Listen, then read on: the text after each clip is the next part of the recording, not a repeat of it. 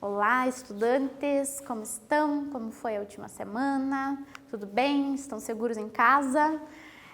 Vamos lá, eu sou a professora Aline de novo com vocês e hoje o nosso tema é Estado no Brasil, República Velha. Então, já estamos no Estado no Brasil desde a última aula. A aula 1 era sobre colônia e império e a aula 2 agora é sobre a República Velha. Então, antes, vou lembrar vocês aqui os recadinhos rotineiros de deixar a sua presença lá no link do Classroom, fazer as atividades. Quem está deixando na escola, não esquece de deixar na escola. Falem com seus professores, gente, estamos todos morrendo de saudades, não deixem eles na mão, tá? A gente fica preocupado onde estão os alunos. Então vamos lá. Nas aulas anteriores, aprendemos as características políticas da colônia e do império no Brasil, através de autores da teoria social brasileira. Então, a gente falou principalmente de dois autores, que eram o Raimundo Faoro e o Caio Prado Júnior. Lá nas características do Brasil colônia, que primeiro era diretamente governado por Portugal, depois estava sendo governado aqui, mas era tudo dominação ainda da política portuguesa, e tinha exploração, escravidão e tudo mais. E no Império, apesar de ter na teoria uma maior autonomia política, não mudou muita coisa, né? Então a gente se tornou teve a independência do Brasil, né, com o próprio príncipe Dom Pedro I, e aí a gente não mudou tantas coisas, né? Continuou tendo escravidão, foi uma monarquia liberal e tudo mais que vocês devem se lembrar. E ufa, vamos para a aula de hoje, que iniciaremos o estudo sobre a República Brasileira, então na sua primeira fase, conhecida como República Velha. Primeira República, então. Foi a partir de 1889 até 1930. E um detalhe aqui, né? Então foi só depois do fim da escravidão, em 1988, que se deu a República no Brasil também, né? Então acabou uma coisa para começar outra. O estado que nasceu com a implantação da República no Brasil, resultante de mais uma tentativa da classe dominante para manter seu poder, caracterizou-se como liberal conservador. Tá, aqui temos uma foto do dia da proclamação da República e então lembrando, essa República se deu a partir de um golpe político-militar, né? Pessoal, a elite do Brasil já não estava mais feliz com o governo do Dom Pedro e daquela monarquia. Os militares queriam mais espaço, mais participação política, né? Também queriam salários maiores, os grandes proprietários também estavam infelizes nesse sistema e aí planejaram então esse golpe que foi a proclamação da República, que foi principalmente coordenado, né, pelo Deodoro da Fonseca, que era o chefe do exército brasileiro e foi então o primeiro presidente da República. Cá temos a imagem dele. Desde sua implantação, os militares tiveram sempre uma presença marcante na estruturação política nacional e estiveram no posto máximo de comando, a presidência da República, ou nos bastidores, influindo nas principais decisões políticas. Então, foi um governo principalmente pelos militares ali. Enquanto na Europa e nos Estados Unidos já havia um desenvolvimento industrial significativo e um Estado liberal democrático estruturado, o Brasil era um país essencialmente agrário e com um Estado oligárquico que excluía a participação popular. A República no Brasil surgiu de um movimento da cúpula militar sem a participação da população. Então, agora não temos mais o rei, mas os militares que estão no poder estão com um monopólio ali. Temos um estado oligárquico. O que é? Então, são poucas famílias, como a gente falou já na outra aula, são poucas famílias, poucas pessoas, poucos proprietários de terra que têm esse poder de estado, né? Então, não tem participação popular e continua sendo essencialmente agrário. Enquanto os outros países já desenvolviam a indústria e o comércio, aqui continuava, né, na plantação, no trabalho escravo no campo, encerrou e continuou esse trabalho no campo, com todas as questões agrárias que vocês devem se lembrar das aulas de geografia, de história e tudo mais. Então, principalmente isso a gente falou lá antes, que é um Estado liberal e conservador. Então, liberal economicamente, queriam menos poder no Estado, mais poder para o mercado, que no momento seria ainda relacionado a essas questões rurais, as propriedades de terra, e ainda com os costumes tradicionais dos antigos governos. Modernização conservadora pelo ato, falamos desse termo também na última aula. Então, a gente modernizou, mas mantemos aspectos da tradição. Segundo o jornalista republicano Aristide Lobo, em sua coluna Cartas do Rio, escrita no dia da proclamação e publicada no Diário Popular do dia 18 de novembro de 1889, o povo assistiu bestializado, atônito, surpreso, sem conhecer o que significava ao movimento que derrubou a monarquia. Então, as pessoas não tinham ideia do que estava acontecendo e estavam muito surpresas, né? Derrubaram a monarquia. Então, nesse momento, o Dom Pedro e a família, enfim, foram expulsos, né, do país, foram banidos. Imagina que loucura, né? Então, a pessoa tem que ir banida logo, voltar para Portugal, porque aconteceu aqui um super golpe. E aí, a ideologia republicana e conservadorismo. Positivismo.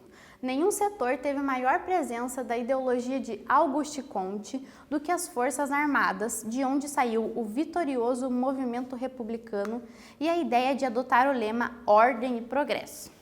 Retomando, vocês lembram do positivismo e do Comte lá do primeiro ano de sociologia? O Comte foi o primeiro sociólogo, quem dominou esse termo, né? Ele inventou sociologia, primeiro como uma física social, e ele pensou nesse método que é o positivismo, que se tornou uma corrente filosófica e muita coisa, assim, mas que principalmente tem esse lema de ordem e progresso. Então, para o positivismo, a sociedade precisava ser organizada para ter um progresso. E aí, aqui no Brasil, nesse período, os militares adotaram muito essa corrente, assim, do positivismo em si. E esse ideal da ordem e progresso é por isso que foi para a nossa bandeira.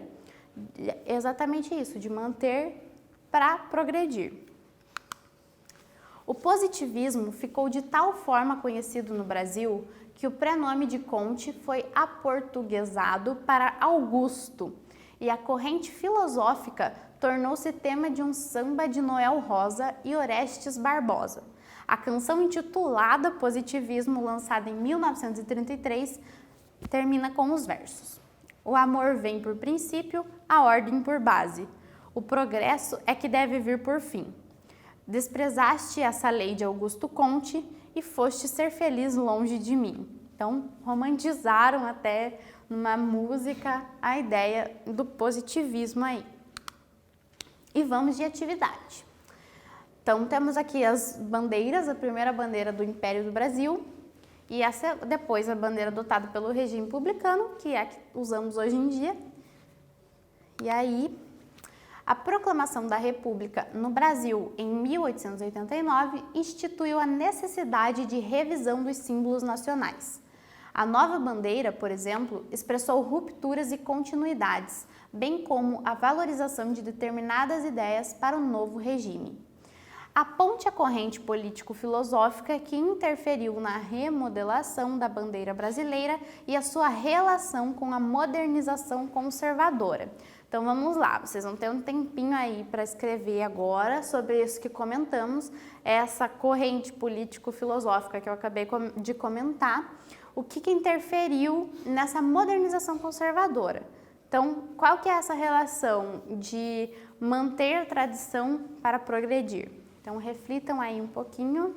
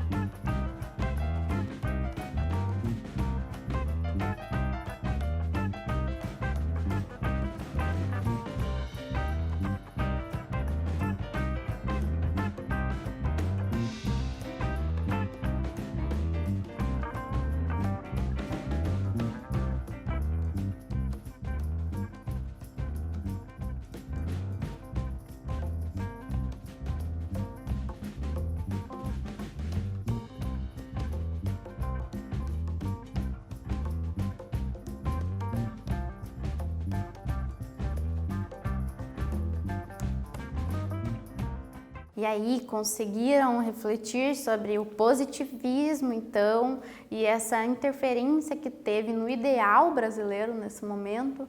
Então, qual que era a intenção dessa ordem para ter progresso? Qual que é a relação com o militarismo da época? Então, espero que vocês tenham debatido, se o chat tivesse aberto aí, comentado.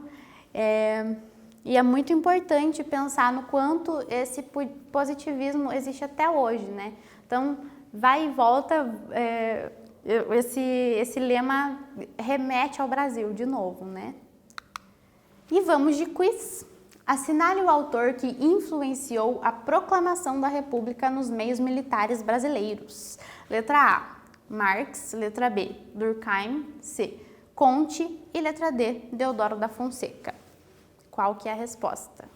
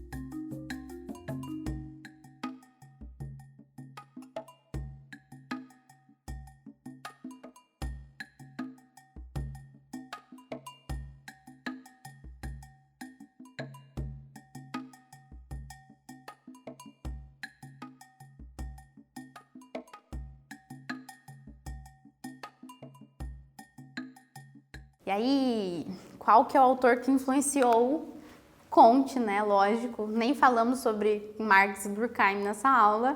E o Deodoro da Fonseca não foi o autor, foi o primeiro presidente, como nós mencionamos. Então, o Comte lá, dono do ideal positivista. Vamos de mais um quiz.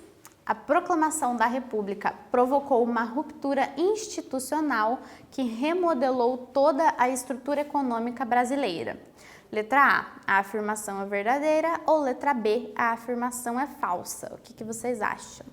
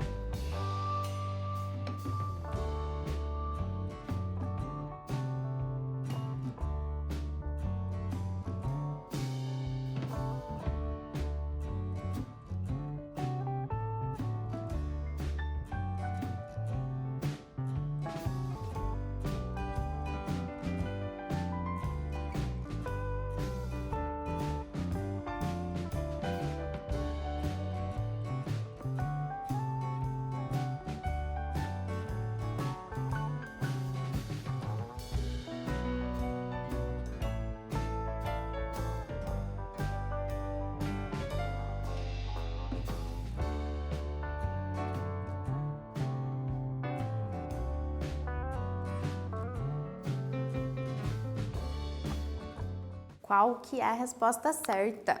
A afirmação é falsa, né? Então, a gente já comentou anteriormente que não houve uma ruptura, não mudou completamente a estrutura econômica brasileira, tá? Então, houve essa proclamação da República, mudou quem governava, mas a estrutura econômica continuou a mesma, né? Como a gente mencionou, a importância ainda da grande propriedade agrária, que não se encerrou, não se modernizou como os outros países industriais, né? Isso aí. Vamos continuar então. Os primeiros passos da República. Após um período de governo provisório entre 1889 e 1891, houve a promulgação de uma Constituição em 1891, que criava a República Federativa do Brasil. Os estados tinham autonomia e uma Constituição própria que definia o judiciário, as forças armadas, os códigos eleitorais e a capacidade de criar impostos. Mas o poder da União ficava resguardado, pois ela podia intervir nos estados para assegurar a ordem, a estabilidade e o pacto federativo. Então aqui, os estados, que naquele momento ainda eram chamados de províncias, começaram a ter uma autonomia. Então cada estado poderia fazer impostos de formas diferentes, né? Colocar impostos de formas diferentes, ter suas próprias constituições, seus próprios códigos eleitorais, mas o poder da União podia intervir em qualquer momento, porque o poder maior ainda era o geral, né? O da nação, e que queria, né, ter uma estabilidade. E já vamos falar mais sobre isso. O poder nesse período caracterizava-se por duas principais práticas, a política dos governadores e o coronelismo. Vamos lá. Aqui é do momento que, essa imagem é do momento que foi promulgada a primeira Constituição, e aí quem assume o poder são os marechais Deodoro da Fonseca e Floriano Peixoto. Então, no mínimo vocês conhecem esses nomes dos nomes de rua, né? Então, vamos falar dessas políticas. Meu Deus, esses homens são todos iguais. Tá, vamos lá. Política dos governadores. Procurava evitar disputas entre o governo central e os estaduais. Essa política expressava um acordo entre o governo federal e as mais fortes oligarquias regionais, através da destinação de verbas da União para obras públicas estaduais, e, em troca, recebia o apoio dos deputados e senadores para a aprovação dos projetos de interesse do Executivo. Foi marcante a chamada política do café com leite, que expressou a presença dominante dos estados de São Paulo e Minas Gerais no Executivo Federal. Então, vocês lembram também da política do café com leite, lá das aulinhas de História e Geografia? Então, o que acontecia, né? O São Paulo tinha a economia principal no café e Minas Gerais no leite.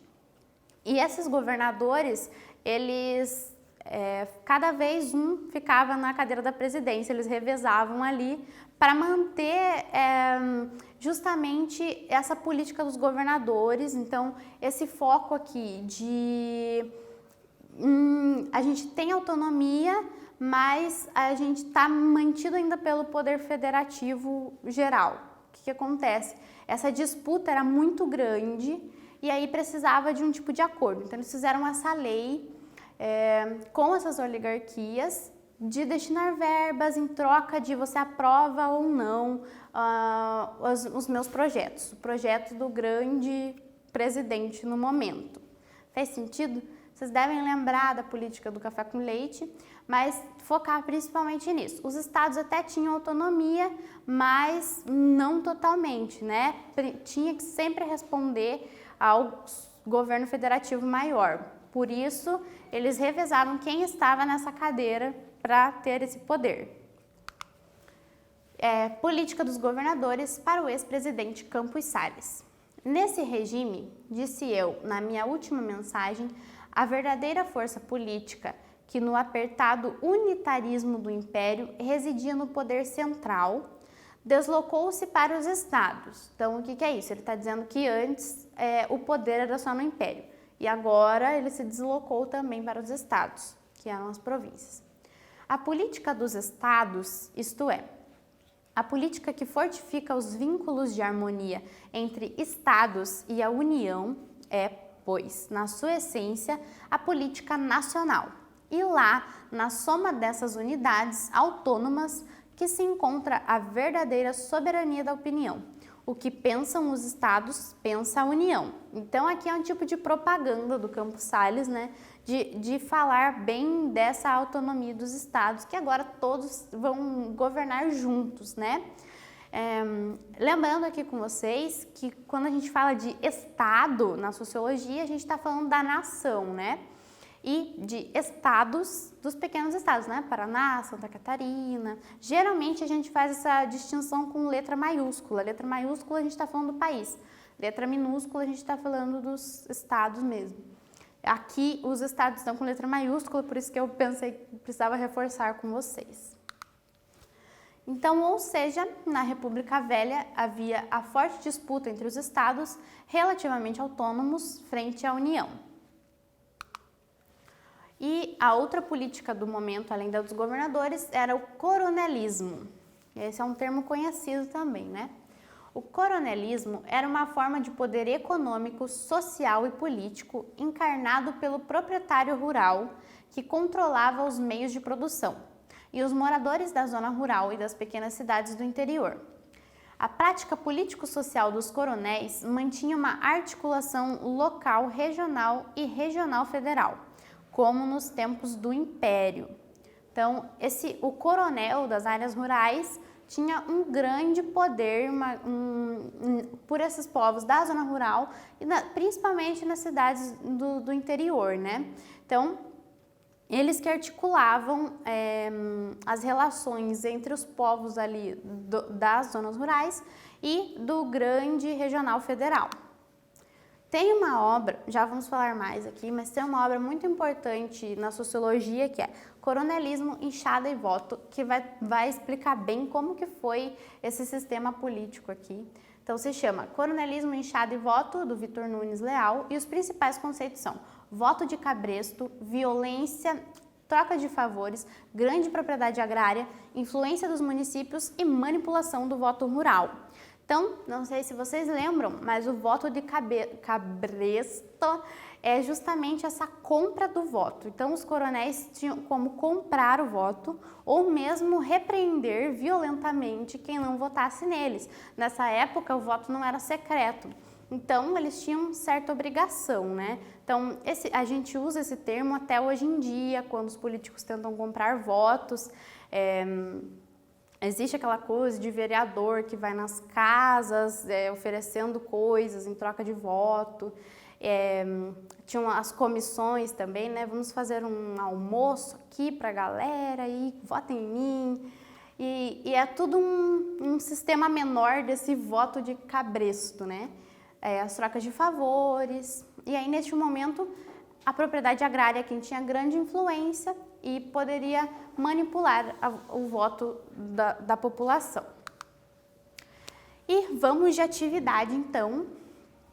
Aponte as principais características dos seguintes conceitos. Letra A, política dos governadores, ou letra B, coronelismo. Um tempinho para vocês escreverem com muito carinho aí.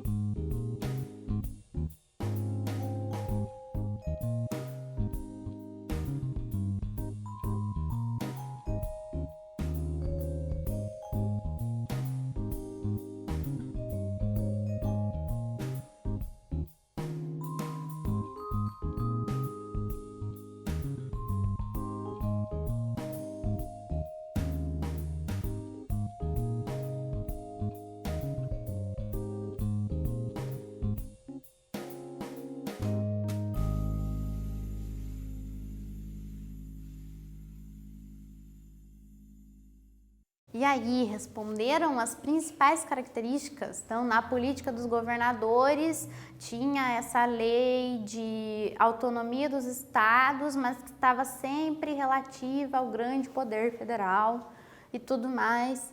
E no coronelismo, então, temos algumas características de compra de votos, tal.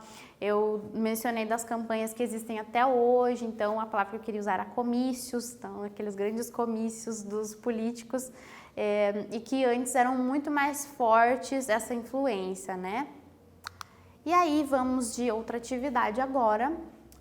Na Primeira República, de 1889 a 1930, houve a reprodução de muitos aspectos da estrutura econômica e social constituída nos séculos anteriores. Noutros termos, no final do século XIX e início do XX, conviveram simultaneamente transformações e permanências históricas. Então, tivemos transformações, mas muitas permanências também. O texto sustenta que a Primeira República Brasileira foi caracterizada por permanências e mudanças históricas. De maneira geral, o período republicano, iniciado em 1889 e que se estendeu até 1930, foi caracterizado, letra A, pela predominância dos interesses dos industriais com a exportação de bens duráveis e de capital. Letra B, por conflitos no campo, com o avanço do movimento de reforma agrária liderado pelos antigos monarquistas. Letra C, pelo poder político da oligarquia rural e pela economia de exportação de produtos primários.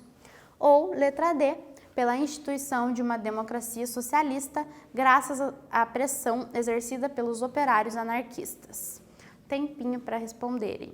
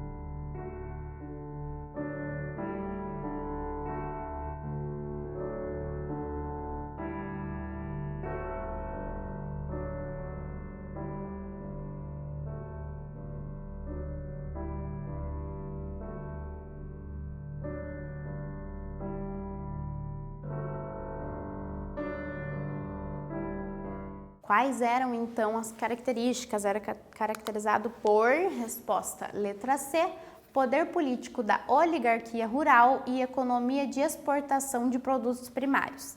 Tá, a gente não falou de exportação de produtos primários, mas a gente falou muito que o poder político ainda estava centralizado aqui na oligarquia rural, e as outras questões trazem umas coisas meio nada a ver, né? Tipo, então, como a gente comentou, não tinham as questões dos industriais aqui ainda. Na letra B vai trazer o movimento de reforma agrária liderada por monarquistas. Então, essa questão é 100% incoerente. E a letra D vai falar de democracia socialista pelos operários anarquistas. Também não faz o menor sentido. Então, a resposta aqui tem a ver com a oligarquia rural, que era muito predominante nesse momento. E chegamos ao nosso encerramento, então.